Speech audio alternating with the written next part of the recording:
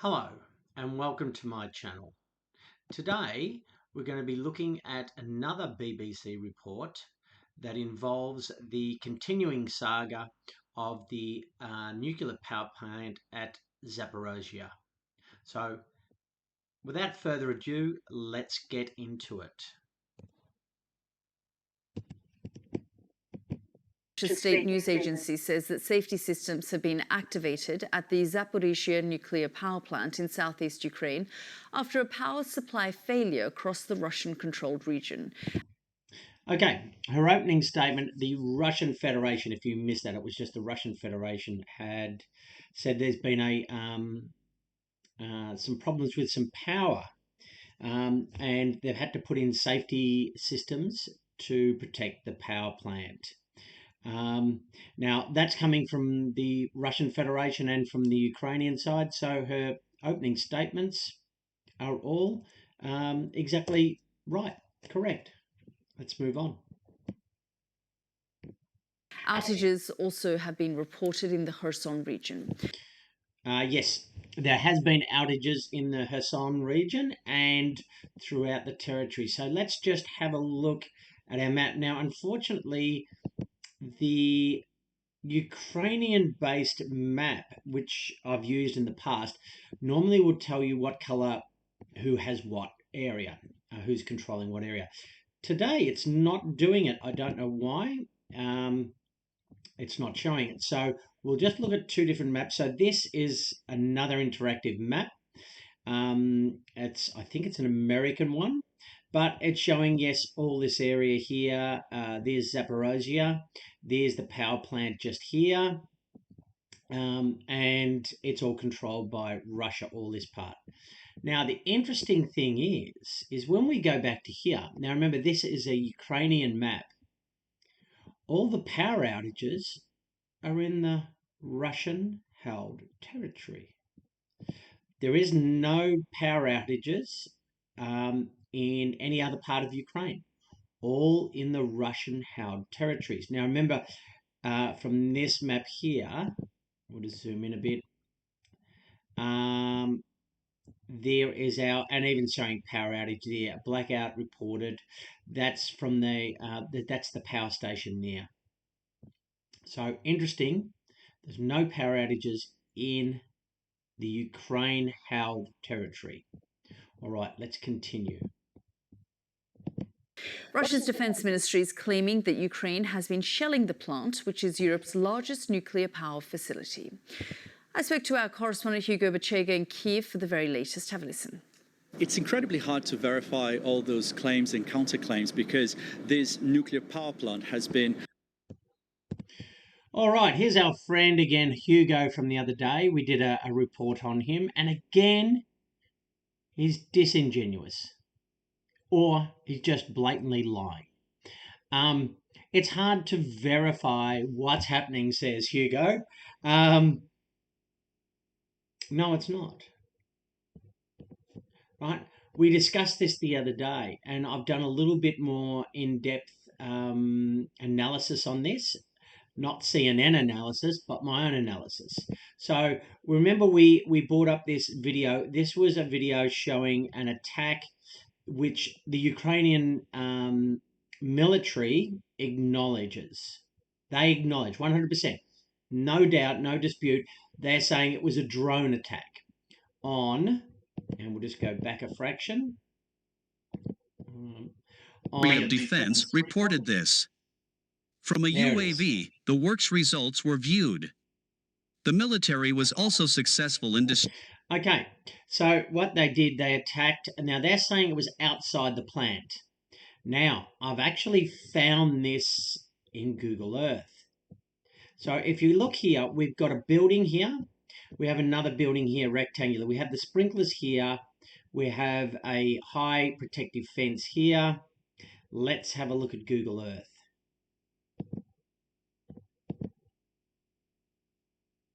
And there we are. There is that building. There's the other building. The sprinklers here. And here is this fence here with like just like sand. I don't know what it is. Again, I'm not a nuclear scientist or a physicist, so I can't help you with that, but I'm just telling you what I'm looking at. If you look at that, those tents and where the attack was all in here. If we just switch back for a sec. Building, building, the sprinklers, the tents would be in here. We have a tree here. So now, here's that tree. This was taken, I would say, earlier in the year because we can see there's not a lot of foliage. It hasn't got to summer yet because they're saying, no, actually the image date they're saying is 2019. So it's an old image. So now let's just look how far. We know there is no dispute that Ukraine bombed those tents, whether with a drone or what. They attacked it with munitions. No dispute. That was right here. Now let's have a look how far away from the reactors this actually is.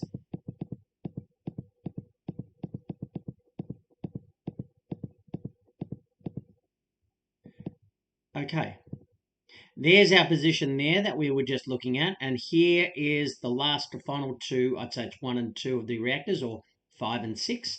Now let's just get our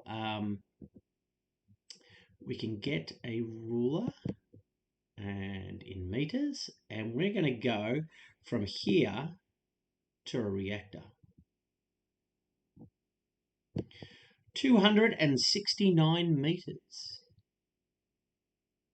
So that munitions that destroyed that was 269 meters.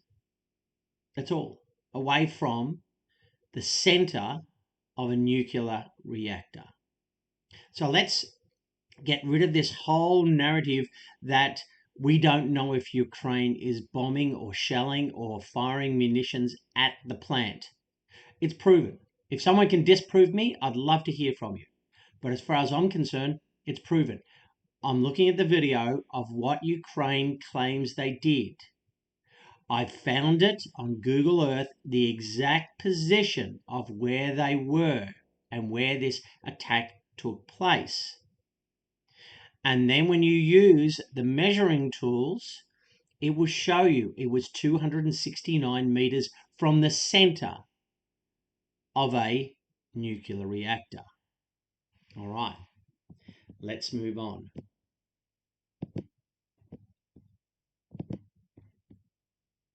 So for this bloke to say that you can't verify what's going on, who's bombing, who's attacking what, he's a liar. Under Russian occupation since the beginning of March, even though... Yes, been under Russian occupation since the beginning of March, end of February. So Ukrainian technicians are still operating it. Of course, Ukrainian technicians are still operating it. What he's trying to say there, in a journalistic way, is Ukraine's still in control of it. Russia might have their military, but Ukraine's in control of it. No, they're the same technicians who have worked there before the special operation, and they're still there now. And for weeks, Russia and Ukraine have been trading accusations about who is to blame for shelling the complex. We now know who's been shelling it. There is no doubt. It's been Ukraine. Ukrainians have accused the Russians of essentially turning this nuclear facility into a military base, using it to launch attacks against Ukrainian targets, perhaps knowing that Ukrainian soldiers are unlikely to retaliate. They have. Hugo, they have. We've just shown you that. You're a reporter. You're getting paid money and you're not doing your job. Actually, you are. You're doing propaganda. I'm sorry. In regards to that, there is no evidence that Russia has actually got armaments there. You haven't shown it to us. All you do is keep saying it. CNN did the exact same thing. There was no evidence shown. They said they had up-to-date satellites that showed no damage to the plant. But yet they couldn't show us any armament. Now, the Russians reject those accusations, and they say Russian troops are there protecting this nuclear facility. Now, They're occupiers. They're protecting it, of course. That the whole side of the river, if we go back to our interactive map, our interactive map is being controlled by Russia. So, sorry. Let's go back. obviously, this level of military activity around a nuclear power plant has raised fears of a catastrophe. There have been calls for international monitors to be allowed into this complex. And I spoke to the UN chief, Antonio Guterres, when he was here last week, and he told me that it was essential to allow international inspectors into this nuclear facility. The head of the UN's nuclear watchdog said earlier this week that a visit was likely to happen within days, but we haven't had any confirmation about when a visit is going to take place. Okay, that's correct. We haven't got a decision. We spoke about this in the last episode where Hugo then said that Russia was stopping the UN inspectors from going in. We debunked that and showed quite clearly by Bloomberg's dated the 8th of August that Russia invited nuclear monitors to visit the shelled Ukrainian plant. In that, they cite quite clearly, it's a Ukrainian facility, so it requires Ukrainians' agreement. Ukraine was holding it up. Let's move on. Hugo, I want to also turn your attention to another development. We're getting reports, or Russian state media is reporting, that Moscow was behind an airstrike in the east of Ukraine, and Kyiv says 25 people were killed in that. Yeah, some dramatic details coming from this small town, Chaplin, in the east of the country. It seems that it's the deadliest attack on civilians in weeks. Ukraine says Russian missiles struck a residential area, a train station in this town, and the Ukrainian foreign minister describing it as an act of terrorism. And the U.S. Secretary of State said this attack fits a pattern of atrocities, in his words. But Russia today said a missile struck a military facility at this train station, and the Russian Defense Ministry said 200 Ukrainian soldiers were killed. Now, this happened yesterday as Ukraine marked Independence Day. The country was on high alert because of fears that Russia could use the occasion to launch attacks against Ukrainian cities. That was the case in several cities and towns. Reports of shelling yesterday in the city of Kharkiv in the east, also in the towns of Mykolaiv and Nikopol in the south, which have been under constant Russian attacks in recent weeks. And here... Okay, I'm going to stop it there for a second. There was a lot there. Okay, yes, there is a report that Russia attacked a train. Ukraine is saying that there's 25 or so people killed. Russia is saying that there was 200 killed and the train was carrying arms, weapons. So I don't know too much about it. Sorry, it's only just sort of happened. So it's something that will come to light as we go on. The interesting thing about it, and I'll give Hugo that, he gave the Russian story as well as the Ukrainian. So I will give him that. He did actually acknowledge it, but then he tried to turn it into this, but the Russia was always going to attack something because it was Independence Day. So instead of finishing that line, he then added on the human side of Independence Day and how there's attacks in all these cities. There's a war going on, Hugo. There's attacks every day. Just because it's Independence Day, you might want it to stop. Russia's not stopping. Russia's moving forward. They're there denazifying Ukraine, as they've stated. Their stated goals: denazify Ukraine, demilitarize Ukraine, and free the areas of Donetsk and Lugansk. That was the three things. So let's get it right. Now, we have Al Jazeera, and what they're reporting here is, now, interesting enough, that was a gentleman they show. He's supposedly burying his child, but you don't see any child. It's just I don't know. I'm always suspicious when you don't see a body. Now, remember back to Bucha. Remember the Russians left Bucha after there was an agreement made in Turkey, and Russia agreed to pull some of its troops back, and that all went pear-shaped. And then the Ukrainians came in, and then they showed all these pictures of supposedly dead civilians. Remember? So they're not scared of showing supposedly dead bodies. So let's keep that in mind. Here's the report from Al Jazeera. Now, mind you, this is one day supposedly after the attack. Missiles also hit a passenger train, killing dozens of people, including children. The Russian Defense Ministry says the attack... Now, where's the bodies? It's one day. And don't you love it how they put in children? They gotta put in children. It gives it that human thing. This is the report. If you're going to make these claims, you better have some evidence, and you haven't got any. All you're doing is making claims. Now, let's see what she says about Russia. Killed more than 200 Ukrainian service members and destroyed military equipment. Okay, that is what Russia is claiming. So at the moment, we've got a he said, she said. I don't know much about that. So at the moment, it's a bit of a stalemate. Let's go back to our original story.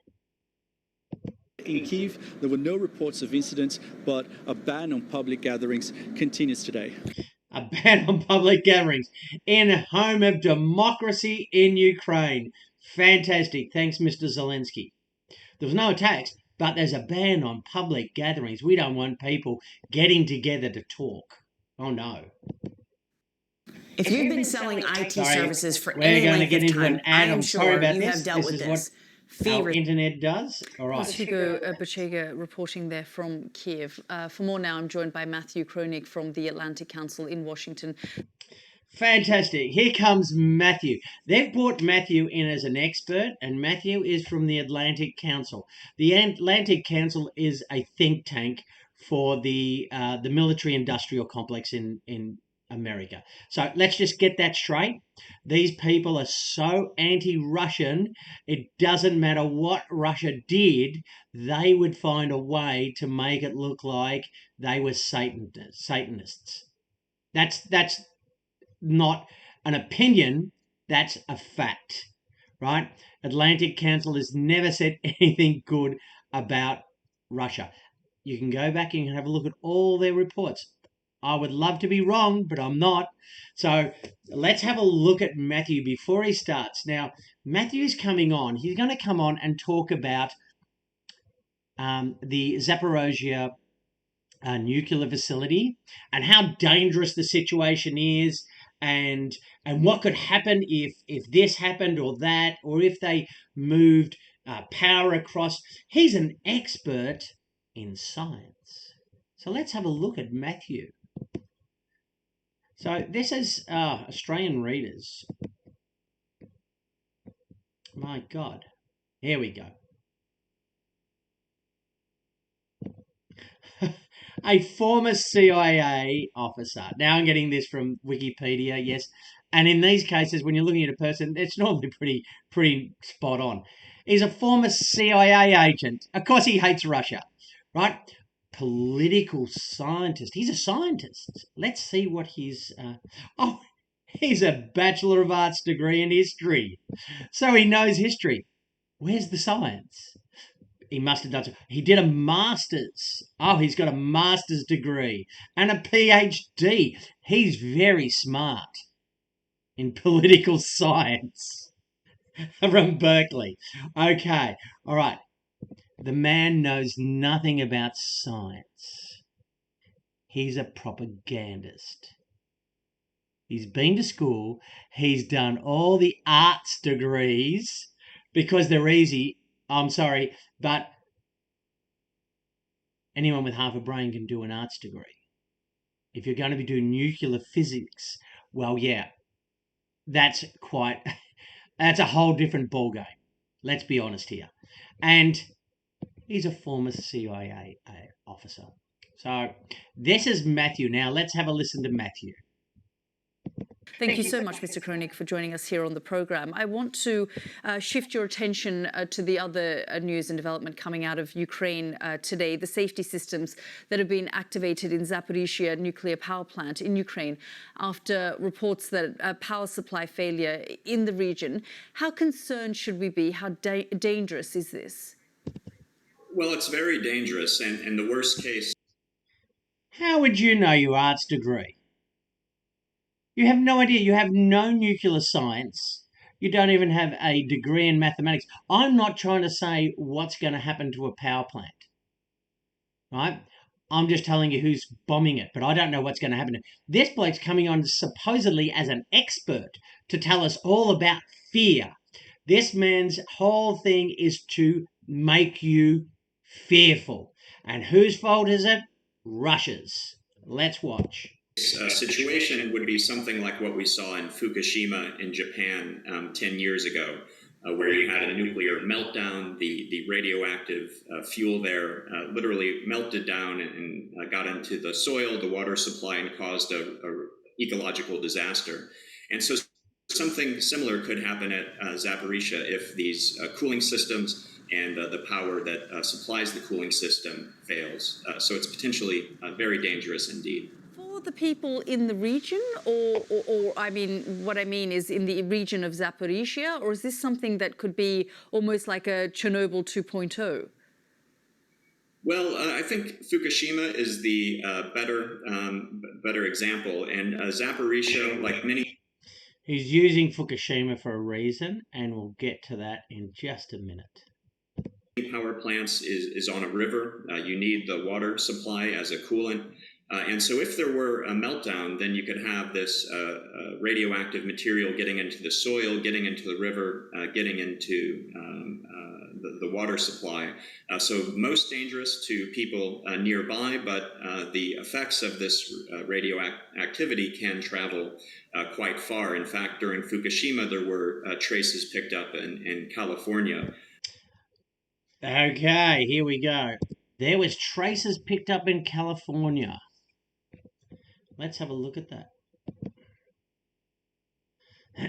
Fukushima radiation near Californian coast. So it actually wasn't in California, near the coast. Judged harmless. This is from the Americans, not from the Russians. This is an American, right? So let's just be open and honest about that. So yes, there was water. It did some radioactive contaminants. Did go, and they found it 160 kilometers off the coast, but in so minute amounts that it was deemed harmless. He doesn't tell us that, right? What he's doing is he's just trying to dodge around the facts, tippy-toe around the facts. He's trying to tell you the sensational bits without actually telling you the full truth. He's a man you can't trust. From water coming across the Pacific Ocean. I mean, the fact remains that this power plant has been on the front line virtually from the very beginning of this conflict. Yes, it's been on the front line, absolutely. Well, I think it's a good example of Russia's irresponsible behavior in this war. We've seen the war crimes and this... Throwaway lines. It shows the irresponsibility of Russia and the war crimes. What evidence? There is none. You know what I mean? There's more evidence pointing the other way than there is this way. And if we want to talk about irresponsible, wouldn't you agree that pumping billions of dollars of lethal weapons into Ukraine is exacerbating the whole situation, extending the war and killing more people. So who's really irresponsible here? This is a good example. Occupying a nuclear power plant, I think it's essentially making it impossible for the Ukrainians to attack Russian forces there for fear of damaging the plant. He's just lied again. Okay, we just went through it. They did attack it. They admitted. They just said it wasn't at the plant. We've shown it is at the plant and that it was an attack within 268 meters of the center of one of the nuclear reactor cores. Russia's essentially using it as a nuclear terror threat, making us in the world worry about a nuclear catastrophe. No, you're fueling and you're just breeding fear. You want everyone to be fearful. The idea is to sow fear so that people then blame Russia and just keep the fear going. That's what you're doing. You're not a scientist. You're a CIA hack. Let's be honest. And then in addition, they could cut off the energy supplies to Ukraine, or maybe even take the energy supplies from this power plant. Oh no, take the energy from the side that they're actually controlling. Really, that would be really bad. Let's have a look at that. Has anyone ever taken fuel or anything like that? Power. US sends more stolen oil from Syria to Iraqi bases. Wow. So it's all right for America and the CIA hack to actually steal oil and anything else they want, gold or whatever. But Russia controls a nuclear facility in their occupied territory, and automatically they're stealing power. Mind you, all the power outs have been on the Russian side. And reroute them into Russia. So really sinister. Sinister, yeah. How are you going to do that, Matthew? What do you know about electricity, Matthew? Are you an electrical engineer? Have you done nuclear physics? What have you actually... Oh, no, that's right. You're a CIA hack who's done an arts degree. I think motives from Russia for occupying this plant for all of these reasons. How plausible is that, Matthew? Because we are hearing about these plans rather to sabotage, to reroute, as you say. I mean, is that even possible to do? Watch his answer. Well, two things. One, if Russia wanted to intentionally cause a nuclear catastrophe, it would be pretty easy. He hasn't answered the question to reroute power. He's just gone right up and said about nuclear disaster. Easy to do that, and so really, Matthew, how are we going to do that? How is Russia going to create this nuclear disaster? You just make throwaway lines.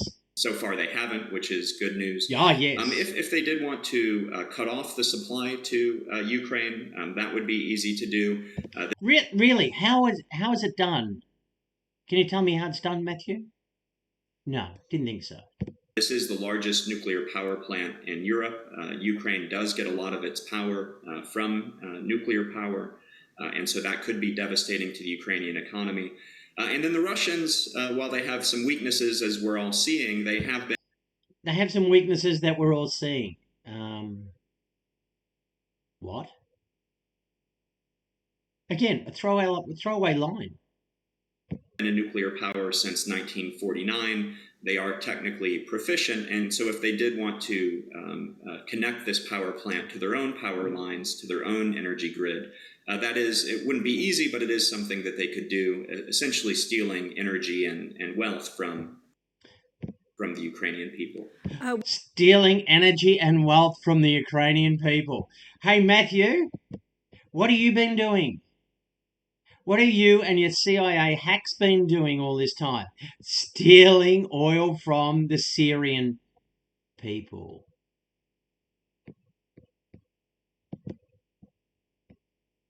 We continue to hear that Russia is agreeing or has agreed to demilitarize the area, but should we be taking that with a pinch of salt at this point? I haven't heard any demilitarizing the area. They're controlling the area. They've already said that there is no weapons, any armament in the actual nuclear plant. I don't know where she's got this from. So let's just see what Matthew's answer is. I think more than a pinch. We've seen over the years, but especially in this war, that we can't take Russia at its word. Can't take Russia at its word. How many nuclear treaties, has America pulled out of? You're going to look after the Afghani people when 20 years ago, you just abandoned them. So we want to talk about people's word. You need, people in glass houses shouldn't be throwing stones, and he's throwing a lot of stones. It's made all kinds of statements and promises that haven't turned out to be true. And so they continue to occupy this plant. There have been calls from the International Atomic Energy Agency and others to gain access to the plant. But with this heavy Russian military presence there, with the fighting that continues, getting that kind of outside aid there is essentially impossible. Essentially impossible. Let's just finish on that note because he's just about finished there. Let's go back to our Bloombergs here. It's Ukraine's facility, so it requires Ukraine to agree, and Ukraine doesn't agree at this point in time. So that's the end of our BBC article. All right. Just to finish off, we've had two hacks. We had Hugo from the other day who just, I don't know, someone's just telling him what to say. Most of the stuff he says, it's just spin, and it's there's no substance. Again, there's no substance with any of these reports. All they do is make statements. There's nothing. They've got this Atlantic Council hack from the CIA on. And what's his background? He's an art student who joined the CIA. Talking about who can't be trusted. Matthew, you got a long way to go, because everything you said in there, or most of the stuff I should say that you said in there, was just absolutely not true. And when you made a statement, you had nothing to back it up with. They were just throwaway lines. Russia can't be trusted. Russia lies all the time. Russia military is not very good. You just ramble on. You just bring out these. It's the spin that comes out of the military industrial complex, and it's talking points that they want you to talk about continuously. But anyway, another one of these. I hope you've enjoyed it. I would give them probably a 3 this time, 3 out of 10. There was a couple of accurate points. There is a problem with the safety. They had to shut down parts of it. And there was a power failure in the region. We saw that all the power outages are in the Russian-controlled area, not in the Ukrainian. So it goes, use logic. Why would Russia turn off power to its own area? They wouldn't. It's stupid. So how did it get taken off? We don't actually know, but you can suggest ways. I would suggest that something was done to the power lines by the Ukrainians.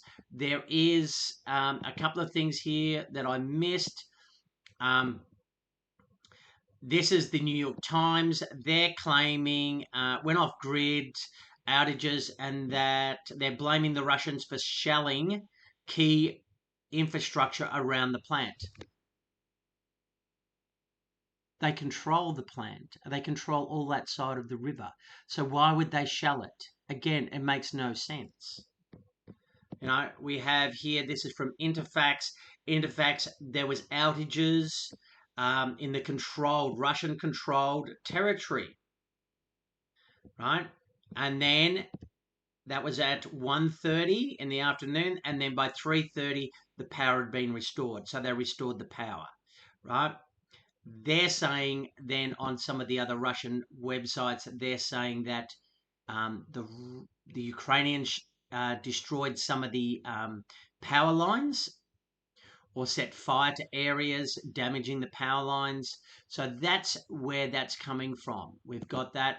We've also got the Ukrainian acts of the invader, blah, blah, blah. They just say there's outages. They don't actually say how it occurred. So the Ukrainian media is not saying how it occurred. It's just saying, oh, there's outages. But they make no statements of anything else. That's unusual. Anyway, 3 out of 10. Hope you enjoyed this program. Until next time, bye for now.